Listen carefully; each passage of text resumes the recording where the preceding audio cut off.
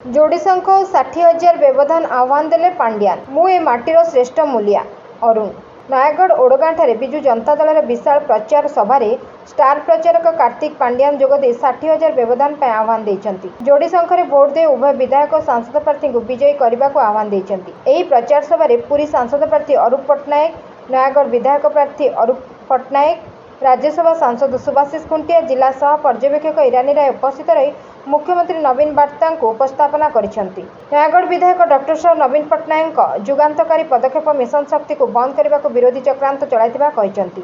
BSKY योजना को मध्य बंद करने को विरोधी षड्यंत्र चलाइछंती। ओडगाँवासी एहाकु विचार करने को विधायक डॉक्टर साहू निवेदन करिसेंती। या सहित मु ए माटीर श्रेष्ठ मूल्य बोली कहिथिले। सांसद प्रार्थी अरूप पट्टनायक सेवा को गुरुत्व दे आस्थिबा एवं आगामी दिन में सेवा पाई सुजोग देवा को आह्वान देइछंती। स्टार प्रचारक श्रीजुक्त पांड्या नयागढ़ विकास चिठा खोलिबा सह सांसद विधायक प्रार्थी को जोड़ीशंखरे भोट देवा को आह्वान देइथिले। मुख्यमंत्री को आशीर्वाद करने को आपण को सुजोग मिली। शंख चिन्ह रे भोट दे आशीर्वाद करंतु बोली कहिसेंती।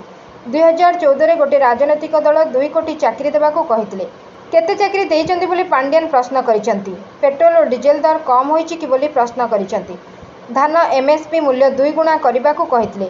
10 वर्ष क्षमतार रही एमएसपी वृद्धि करिपारले नाही। एबे निर्वाचन समय मोनिफेस्ट रे धान क्विंटाल मूल्य 3000 करने को कहिसेंती। या सहित नयागढ़ निर्वाचन मंडल में बिजु जनता दल प्रार्थी 60,000 भोट व्यवधान विजय करने को पांड्यान आह्वान देइथिले।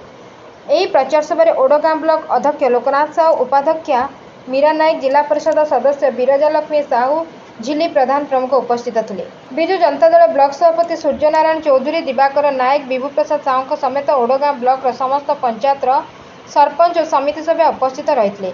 एही प्रचार सभारे 15,000 ऊर्ध्व महिला और पुरुषों समागम होता। Bureau report, Ekamra news agency.